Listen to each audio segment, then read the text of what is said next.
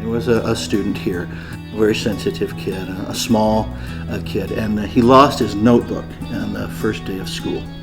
And he began to cry. It was fifth period. And I thought, uh-oh, this is going to be a problem.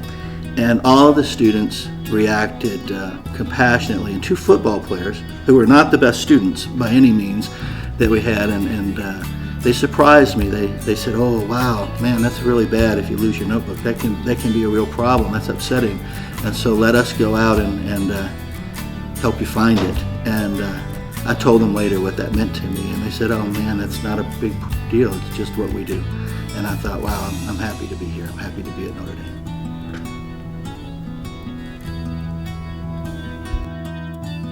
The most recent tragedy we've suffered is the death of Damian Mines with the 13 other people at San Bernardino.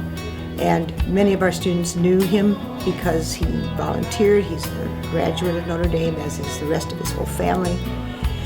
And when we got that news that it was definite, we called an impromptu prayer service, and then we had a more rehearsed one later that day. But in that impromptu service, those kids sat there, some with clearly on the edge of tears. And they held on to each other. I saw kids linking arms. I saw them holding hands. I saw them hugging each other because they were feeling the pain. And cor unum, one heart, kind of held them up and held them together. And I think beyond that, when we lost our senior, David Rivas, last year, the impromptu prayer service the kids did at the accident site, which wasn't planned by anybody, it was planned by the kids, shows that we are one community and one heart. And the kids know that and they live that.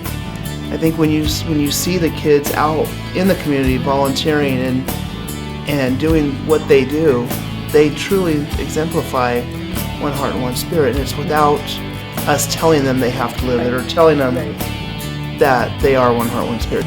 People really look to one heart, one spirit, cor unum et anima una, and say that's who we are. And they come together and they look into each other's faces and go, we can get through this. So it's become, and really credit to you, because you're the one that brought it forward, even though it's been sitting on that crest for 60 years now. We're building our future on the strength of our past. Right. We're not forgetting our past, we're honoring it, but we are moving forward and we're building on that strength.